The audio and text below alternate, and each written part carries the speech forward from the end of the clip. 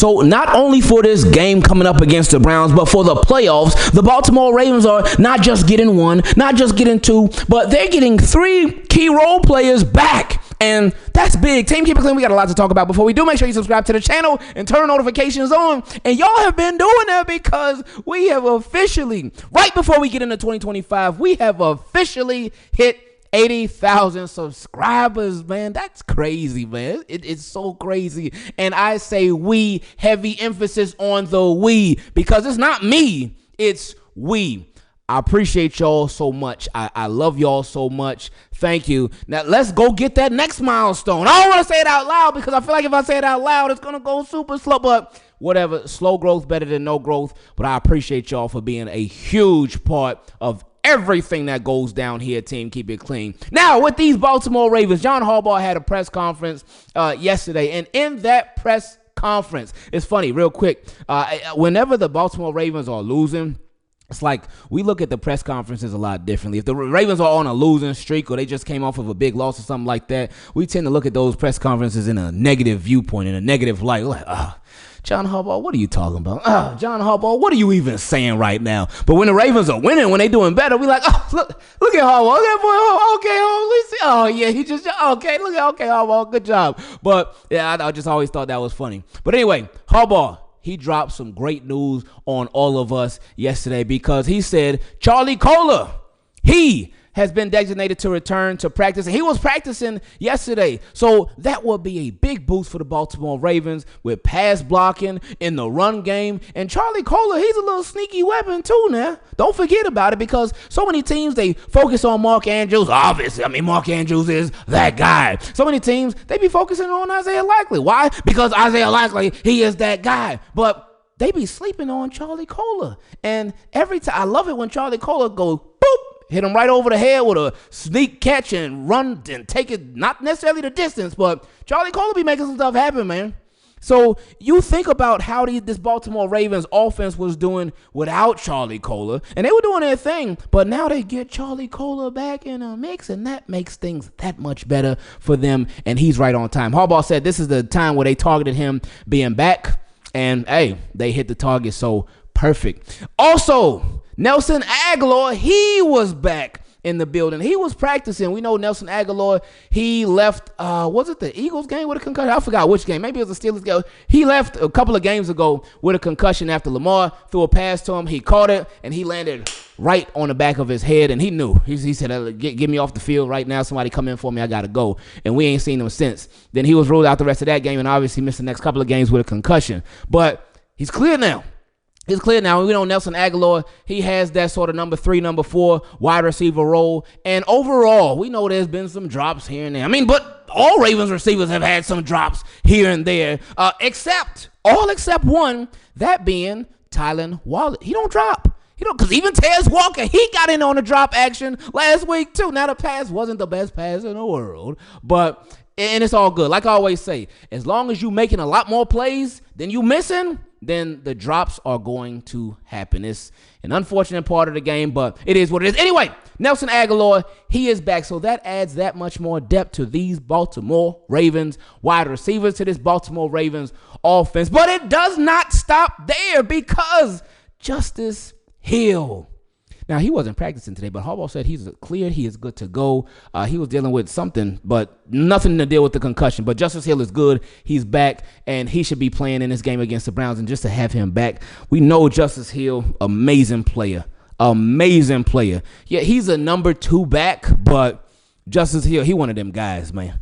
And something that I noticed, because having Justice Hill back, it opens up the offense that much more. We know he's the number 2 behind Derrick Henry, but on them third down plays and them passing downs, he's the number 1 guy on those. But one thing that I noticed while he was out, obviously Derrick Henry was still doing his thing, and they involved him in the passing game a little bit too here and there. I love when they do that. But with Rasheen Ali, because Rasheen Ali, he's had an increased role with Justice Hill out, but on those third downs when Derrick Henry's been out and Rasheen Ali's been in, something that I noticed is that on a passing play, Lamar snapped the ball. Rasheen Ali, he'll go out. He'll go out for a little route, maybe a little check down, maybe in the flat. He'll do something, but Lamar won't pass the ball to him. And I don't know if it's a thing where it's like, oh, I don't know, that's a rookie, kind of inexperienced, I don't want to risk it or whatnot. I don't know. But with Justice Hill being back, that will add yet another weapon and another layer to this Baltimore Ravens offense. Even just a simple check down game, because the check down game makes a big difference. That has just opened up in Lamar's game over the past couple of years. Because y'all remember, like, we would be like, Lamar, take the check down, take the check. Because Lamar be deep shot or nothing.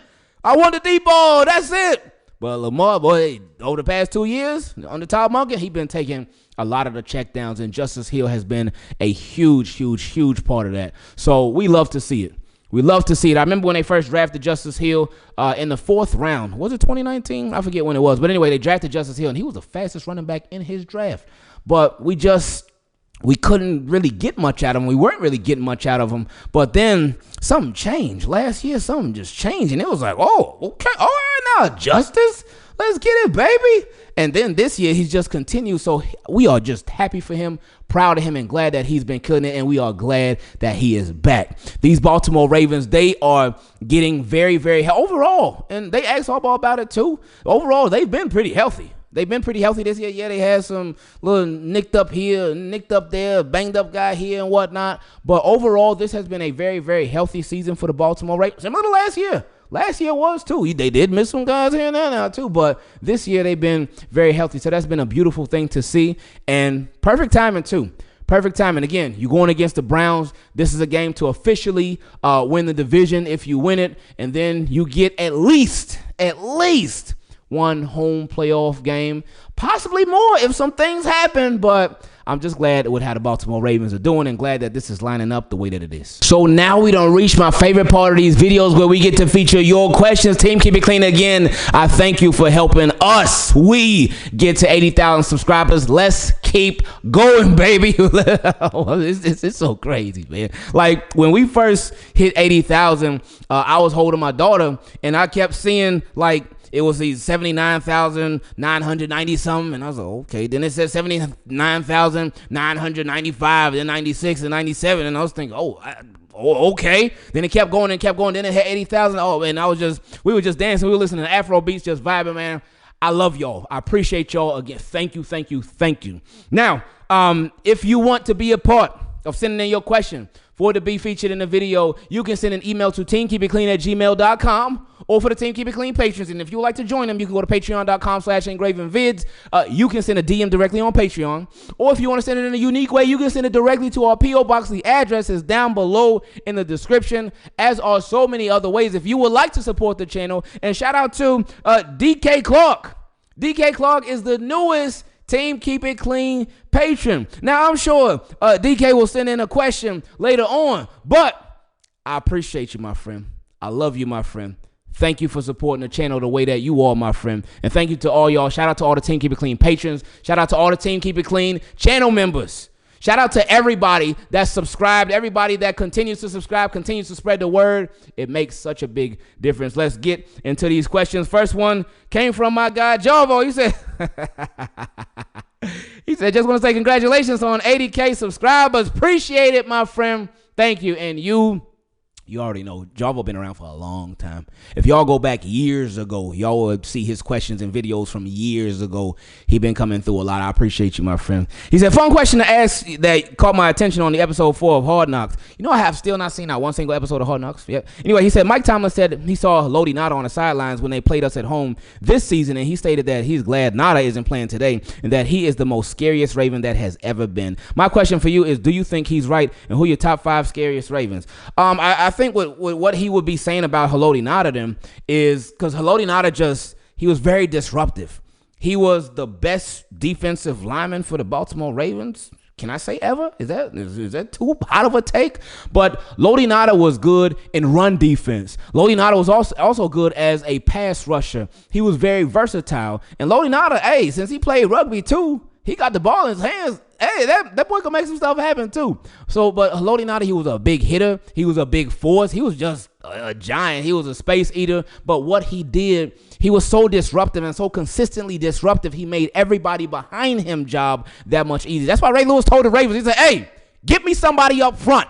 You better give me somebody up front for real. What did the Ravens do? They said, oh, okay, Ray. Sorry, Ray. We got you, Ray. Lodi Nada it is. But top 5 scariest Ravens. Obviously, well, we got to throw Lodi Nada in there. So Mike Tomlin said it, right? But Ray Lewis, Ed Reed, Lamar Jackson, and then Joe Flacco in the playoffs. I know the list could be he could use some tweaking here and there, but that's what I'm going to say for now. Next question came from my guy Cameron. He said, "Hey, Ingraven, my question for today is, how do you feel about Lamar missing Zay Flowers on some open passes that could have been touchdowns or first downs, resulting in missed opportunities and turnovers? I don't know, but I think it could have been a miscommunication or something like that. By the way, hope you and your fam are doing well."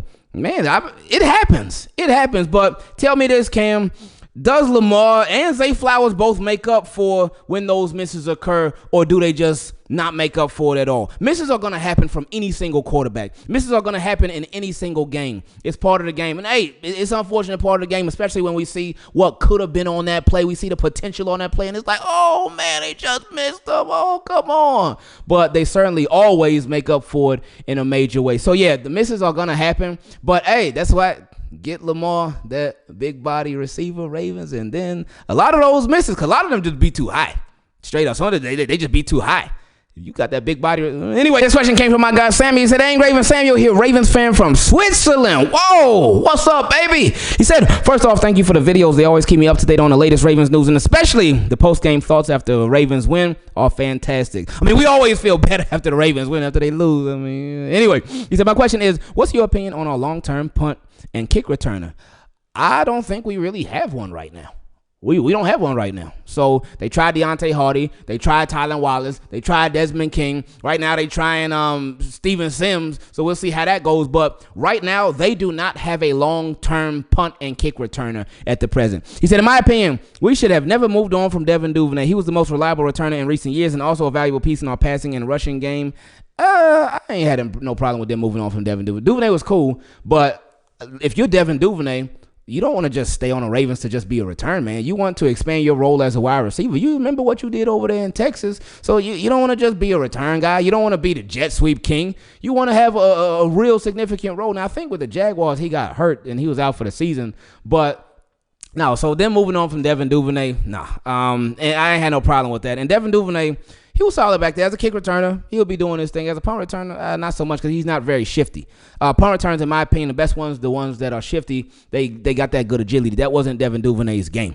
He was just that straight line speed. And he also said, and a fun fact, by the way, the player which returned the punt in last year's divisional round for the Texans against us was our guy, Steven Sims. Oh, yeah, it was. Steven Sims. Now, can't beat him joining us. Similar to Jacoby Jones. Because remember, Jacoby Jones, he was getting us in the Texans game, but the Ravens end up getting him, and then the following year, they won a Super Bowl. Could this be similar? Anyway, he said, "Thank you for your videos, and like the Chiefs in the AFC Championship game against the Ravens this year, I'm out." Next question came from my guy Terrence. He said, "What's up, Ingraven? Terrence here. What's up, T?" He said, "I hope all is well with you and the family. Keep up the good work." With that being said, let's get straight to it. Heading into Week 18, Lamar Jackson has a chance to further solidify his MVP chances with a big game against Cleveland. I'm thinking 3+ touchdowns and 300+ total yards. I can see that happening for sure. He said, at the same time, Derrick Henry is currently sitting at 1,783 rushing yards with the potential of hitting 2,000 yards. Now, that one, it take a lot of running. A whole lot of running to get that. So, anyway, he said it's highly unlikely that both could happen. So, what would you rather see? Lamar have a huge game and solidify himself as a 3-time league MVP before hitting 30? Or Derrick Henry become the first running back to have multiple 2,000 rushing yard seasons? Ooh, I like that one. What would you choose? I would go with Lamar, though, getting that third MVP.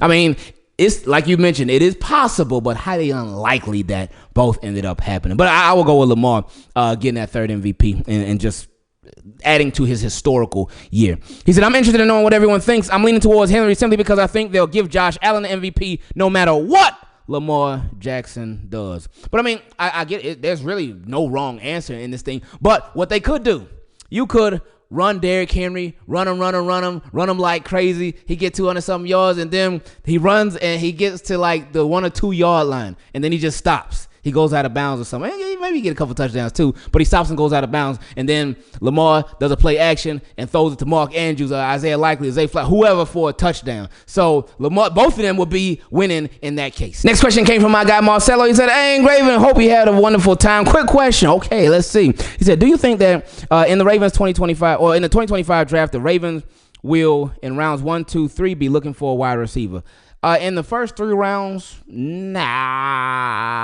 Well, Nelson Agholor, his deal is going to expire. Tylan Wallace, I believe his deal is going to expire. But looking for a wide receiver in the first 3 rounds, Ravens with Zay Flowers, with Rashad Bateman. I would say the highest that they maybe would be like 3 or 4, maybe if it's BPA. But I don't really think they'll be like looking for a wide receiver in the first 3 rounds. No, I don't think so.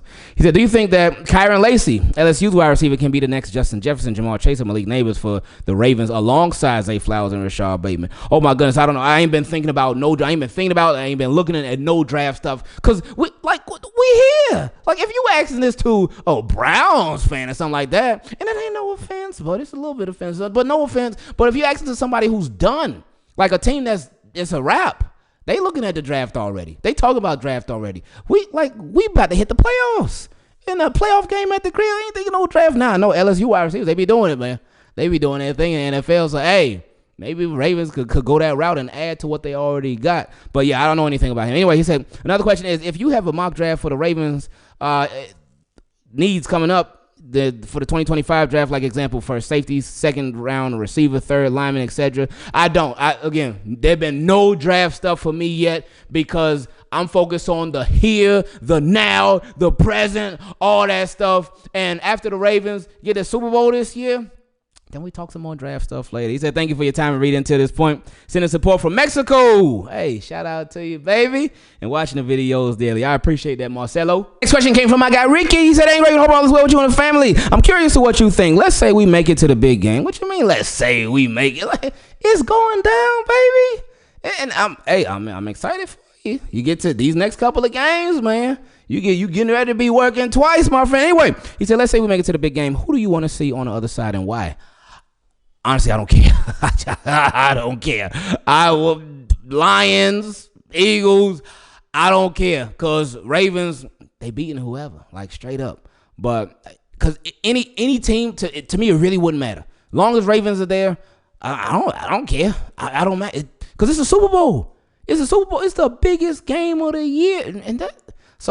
And with the Ravens being there, like, oh man, we're just gonna be just so happy for that alone. But then winning out, like it wouldn't even matter. And he said, personally, I hope it's the Eagles so we can get that matchup back, that get back game for sure. That'd be nice. Next question came from my guy Howard. And Howard, hey, I appreciate you because you've been around for a hot minute, man. He said, what's happening, Raven? I recall sending you an email a few weeks back talking about how the 2006 Colts had a terrible defense that got hot at the end of the season going into the playoffs and won the Super Bowl. Leaving out hope that the Ravens can do it too because I've seen it done before. And that's what's been going on in the first 10 weeks. Ooh, yeah, terrible. What's a word that's worse than terrible? That's what the Ravens defense was. But they made some changes. They made some tough decisions, and it's turned around a lot. He said, I also sent you an email earlier talking about how improved the offensive line started playing, but I would still sit Daniel Falele. When you read it on question from subscribers, you said you will keep the offensive line as is and not mess it up, but I see you've crossed over to my side of thinking in that regard. I said, no, I ain't say that necessarily. Well, not talking about what I said in the video, but I ain't say that I would necessarily sit Falele. But I did say that he's had his struggles. In the offensive line, they've just been very, very inconsistent. But I said, because a lot of people have asked, like, they should bench Falele. They should sit Falele. They should sit Makari. And I said the only possibility of that is if they do a 2012 type of offensive line playoff switch where they just shake it up out of nowhere and it ends up working out. So that's the only way I see anybody getting benched. I don't really think it's going to happen, but that's the only possibility. Next question came from my guy Peanut. He said he was eating dinner with one of his cousins that's a Steelers fan, and he brought up to my attention that the last time we beat them, we won the Super Bowl. And now I'm looking at this season a lot differently, especially with us leading the division. I'm excited about winning the Super Bowl this year. Let's go Ravens. Last time we beat who? The Steelers? Huh? What? Huh? What?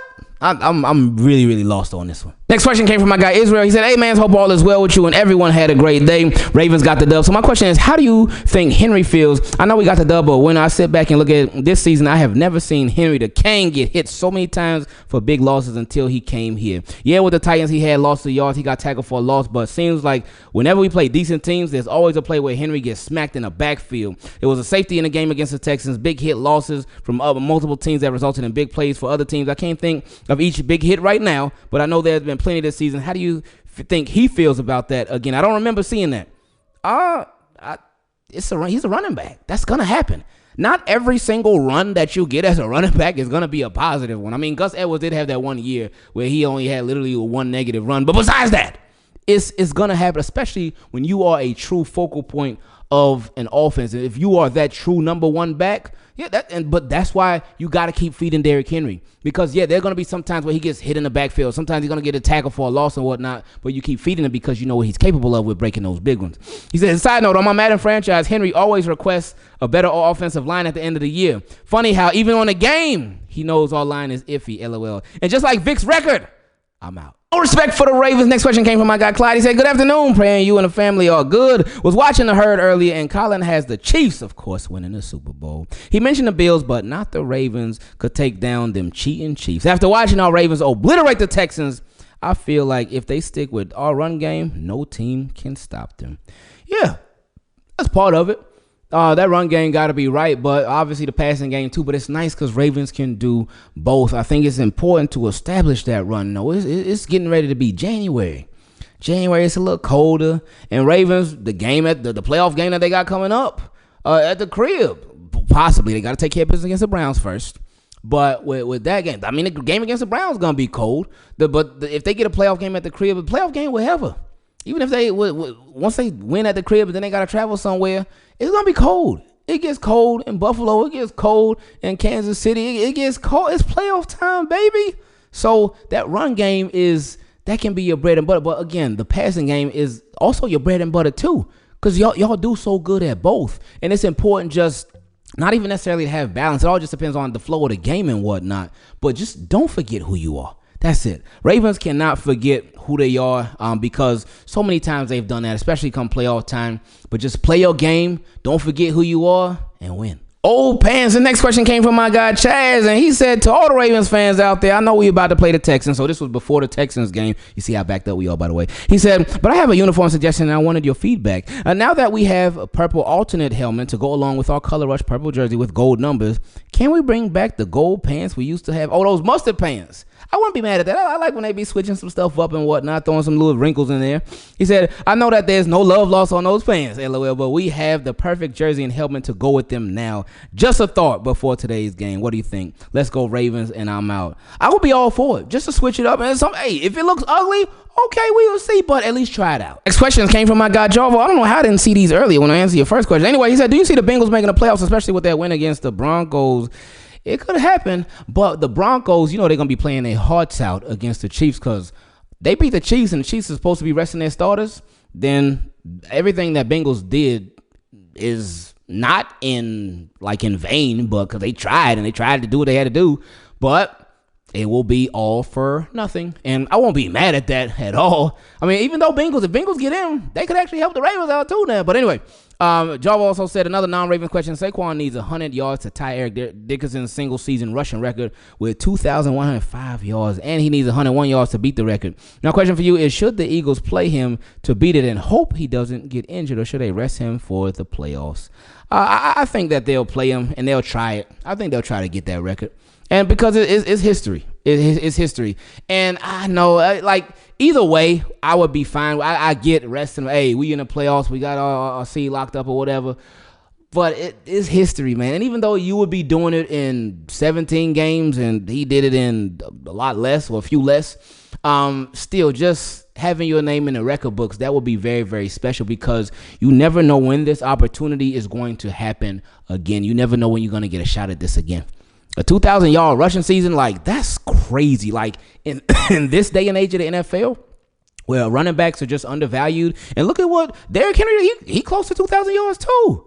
I mean, he a little ways. He 200-something yards away, but still, he close.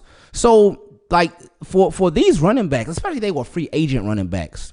So, their teams were we're done. Well, the Giants, they tried to get Saquon back. But it just shows you, hey, running backs still matter. They still make a big difference. So, yeah, he said, fun fact is they are playing the Giants. Oh, they are? That's who they going out with, too? Oh, I ain't know that was the last season. The last game of the season against the Giants.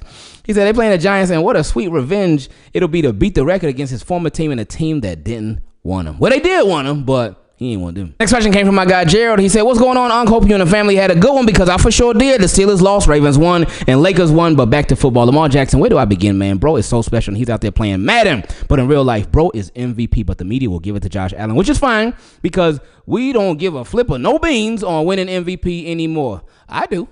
I still want him to get MVP and Super Bowl MVP. But anyway, he said, we won a Super Bowl and we will win a Super Bowl, period. Derrick Henry is just the Texans' daddy. Every time he plays them, he rushes for over 100 rushing yards. Like, I'm legit not lying whatsoever. All wide receivers was mostly quiet, but Mark Andrews and Isaiah Likely scoring touchdowns made me happy. And it's been nice because I believe in the past couple of games, they've both been scoring touchdowns in the same game. So that's been nice to see.